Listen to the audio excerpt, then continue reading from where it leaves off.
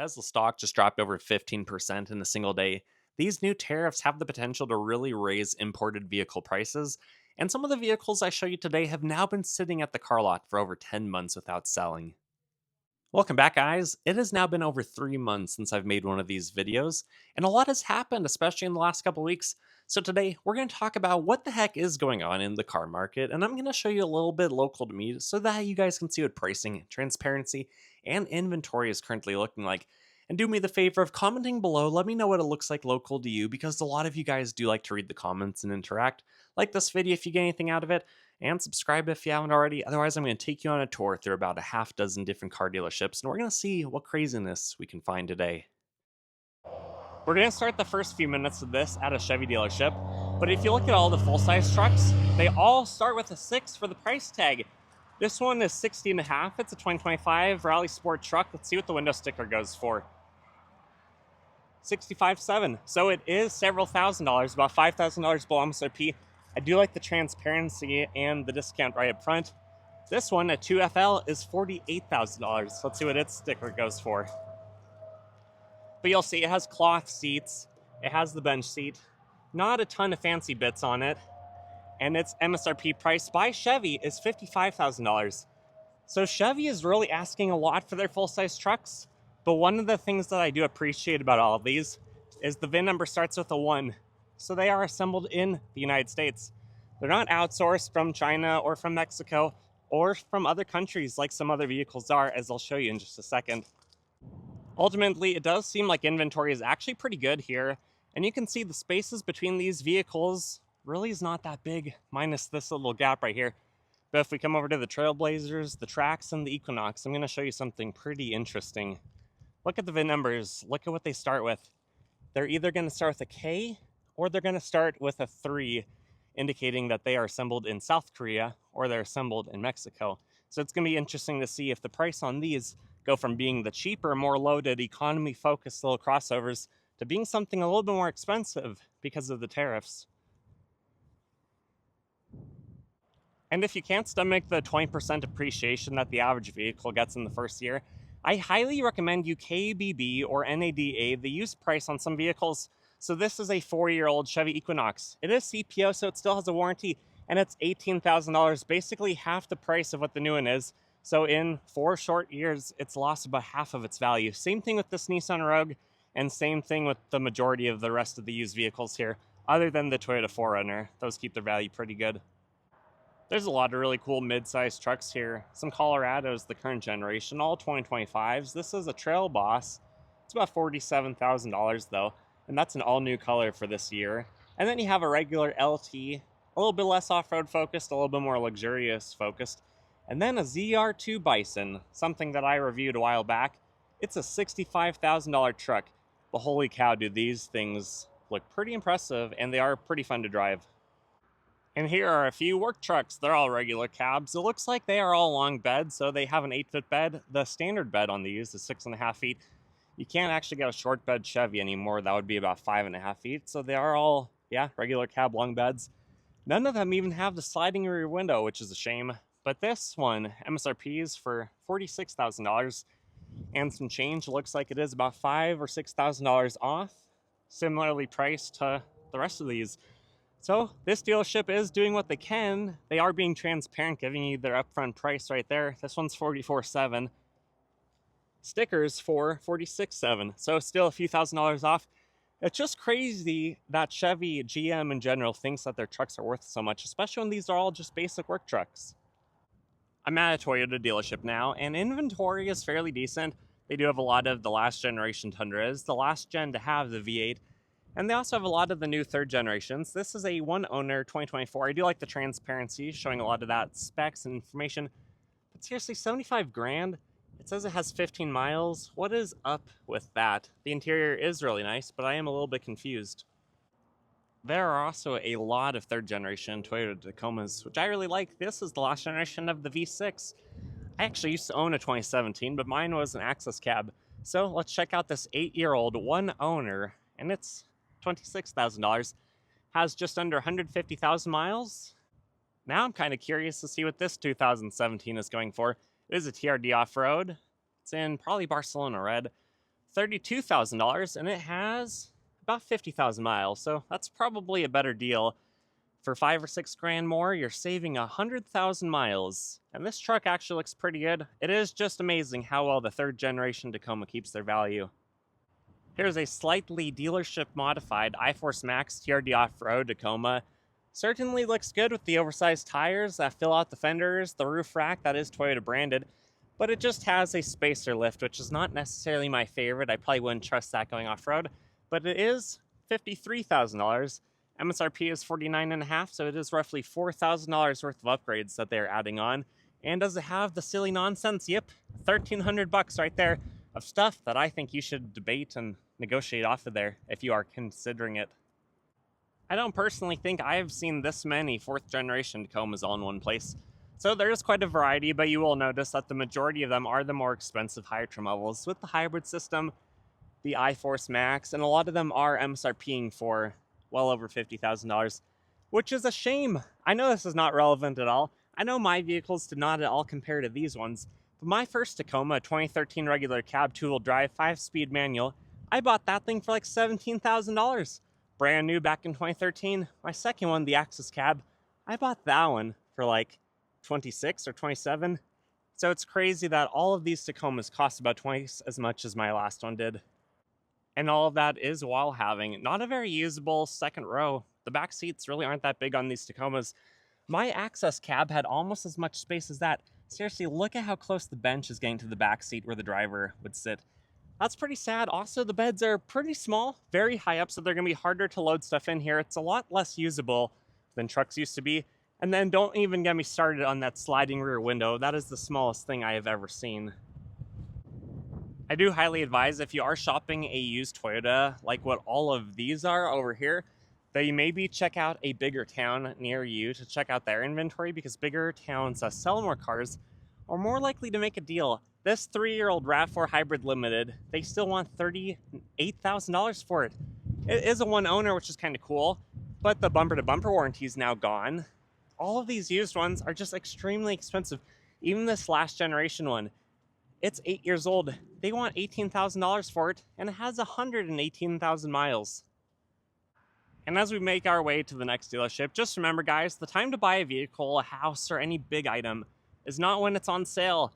That does help, but the time to buy it is when it's right for you and when you can feasibly afford it without it crippling you financially. So some of these vehicles might have a pretty decent deal. Some of them don't. Some of them you will find a better deal in other towns, but make the decision when it is the right time for you. And it will be interesting to see how the tariffs affect Toyota, because a lot of Toyotas are imported from Japan, a lot are built in the United States, and a lot are imported from Canada. So it'll be interesting to see if the price differs based off of the VIN number of the vehicle or other factors like that. The Ford dealership seems to have a lot of inventory, at least on the periphery where they have everything angled. And I do really like that this one shows discounts, $5,000 off of Bronco Sports. This is basically a rebodied Ford Escape, if you guys are unfamiliar with it.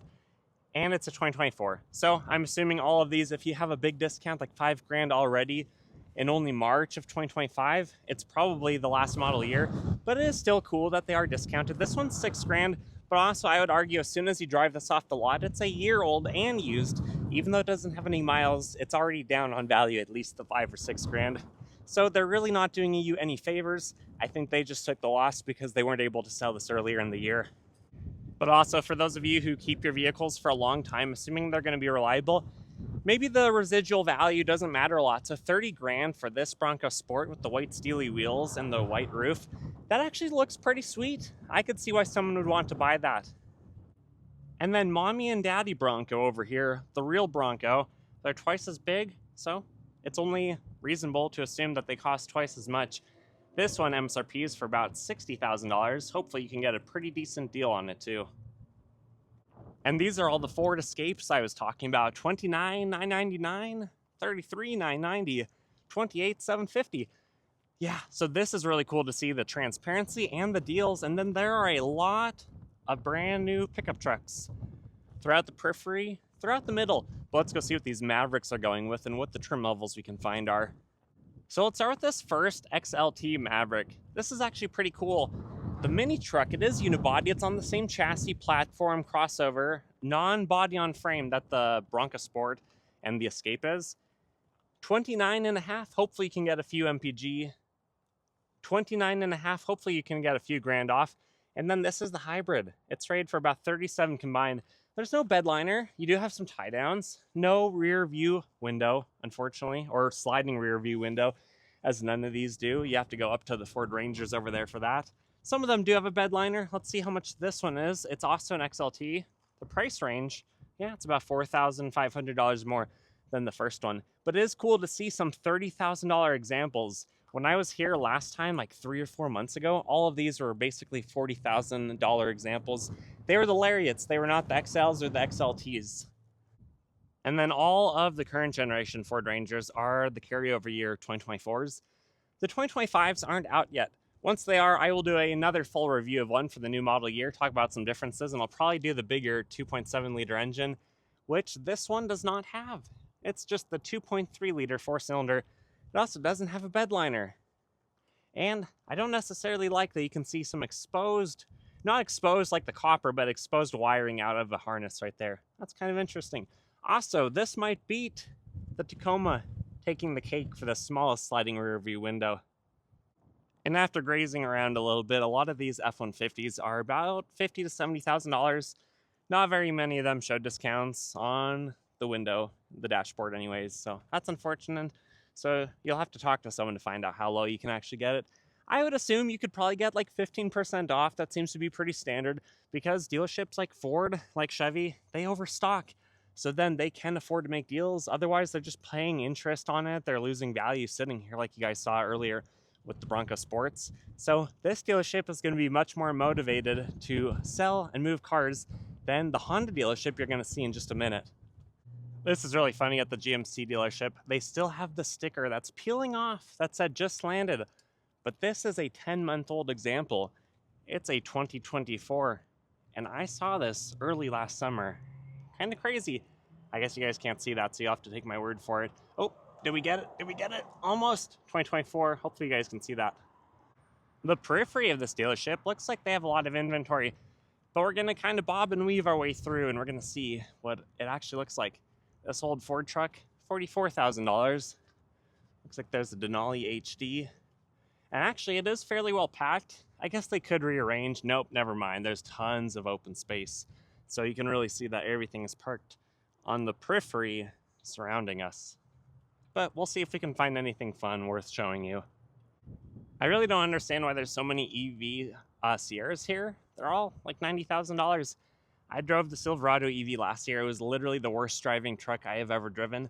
A pickup with a 1,300-pound payload should not weigh 9,000 pounds and have 24-inch wheels.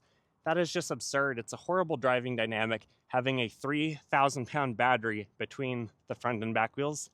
This is a $90,000 Hummer, and I know the orange one over here is another 10-month-old example that's just been sitting here for that whole length of time.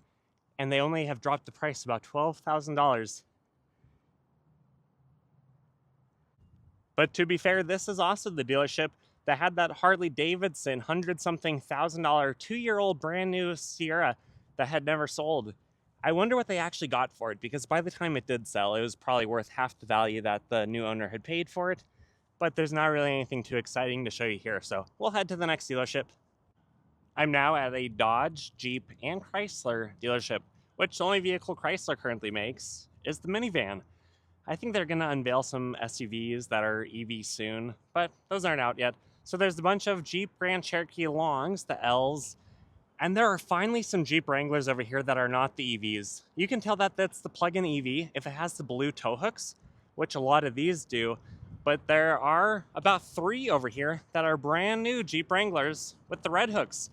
So that's pretty cool. Maybe Stellantis is finally figuring it out that Jeep Wrangler people probably don't want to only have the option of a plug-in EV. They want a gas counterpart if they are going to be taking their vehicle off-road. So it's nice to finally see some of these here. But with the $300 a month lease, it actually is pretty cool to see these. And while I historically have thought of leasing as being fleeced because you're paying a lot of money for a vehicle you don't own, you're paying on the very beginning of the vehicle's ownership or of its existence. When it depreciates the most, so you are eating up all the depreciation, plus the interest, plus taxes, plus fees, all that stuff, just to be left with nothing at the end of the lease deal. Buying one of these with how fast they depreciate, it might actually be a better option to be able to get out of it after only a couple of years without owing anything else or without being underwater on your loan. But it's so crazy to me that for this being a Jeep, Dodge, and Ram dealership, there are very few vehicles here that are brand new. But there is an RHO. There is a Rhino. I think this one is probably fairly loaded. It's about $85,000 on the window sticker, and it does just look like all the T-Rexes that I have driven. So it's not cheap, but it is about $30,000 cheaper than the TRX was last year. And the funny thing is, on Dodge's website, or Ram's website, just the other day, I was actually looking up how expensive is a brand new Ram Rebel, and they start at like $65,000. I think that's what I saw. So at that price point, why don't you just go straight into a base model RHO?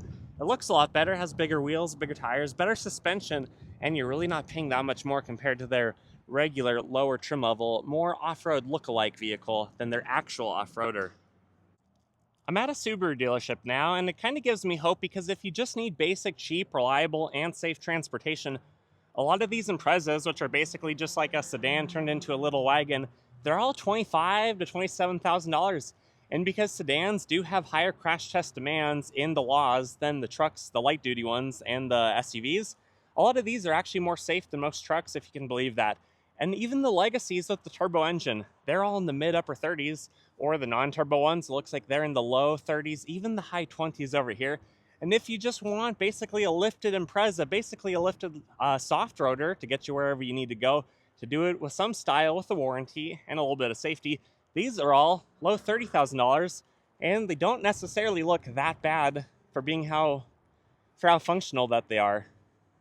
And this is the Honda dealership. They really don't have a lot of inventory. They have a few sedans, Accords, and Civics. They have a few SUVs and maybe a couple Ridgelines at the end.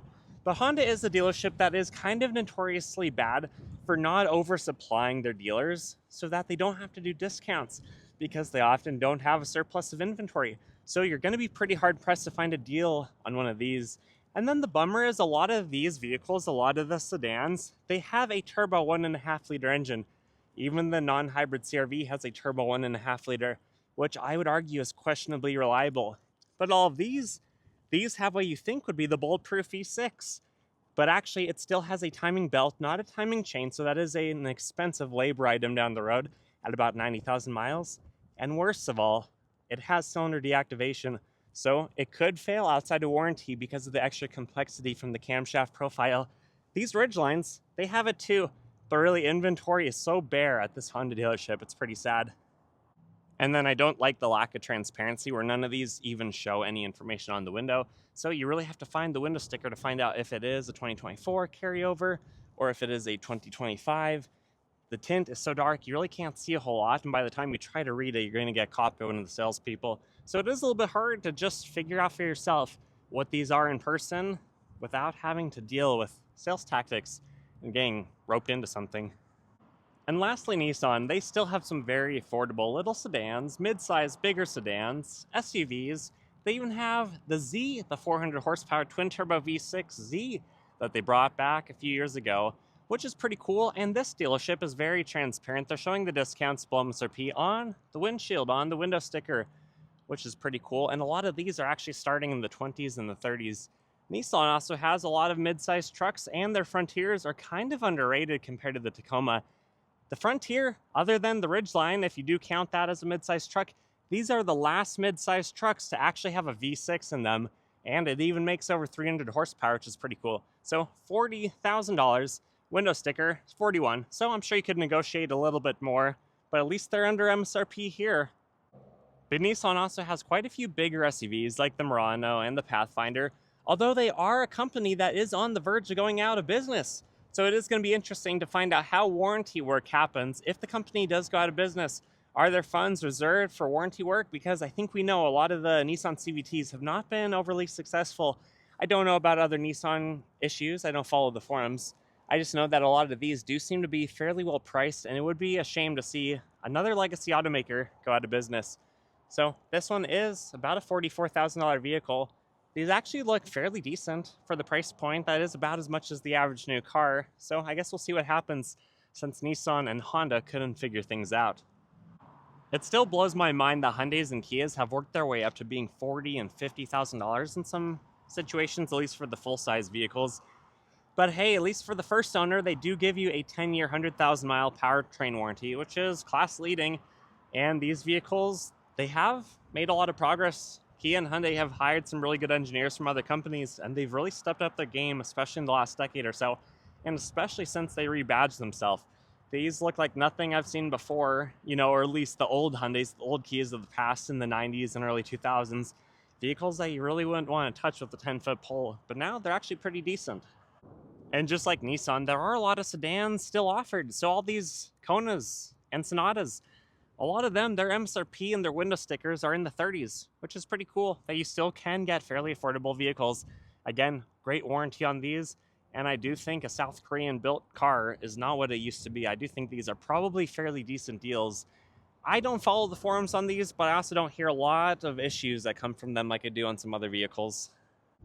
But anyways, guys, these are my thoughts. These are my experiences, and this is what I've been able to find to present to you today. And if you got anything out of this video, please consider liking it. Comment your thoughts and opinions below, especially what the car market, truck market, all that stuff looks like local to you. Do dealers have a lot of inventory, or are they looking bare? Have you guys seen markups beyond MSRP, or are you seeing prices trickling down across the board? I do think it is pretty cool that there are a lot of vehicles that have dropped their price for 2025, like the Solterra, the base price dropped $6,500, for example. There's other vehicles too, but it's just neat to see that prices are coming down. You can find good deals, but you do have to search for them. And remember, don't buy a vehicle when you think it's on a good deal that you can't pass up. Buy the vehicle when it actually is the right time for you financially. And with that said, I wish you guys the best. I hope you take care. Until next time, see ya.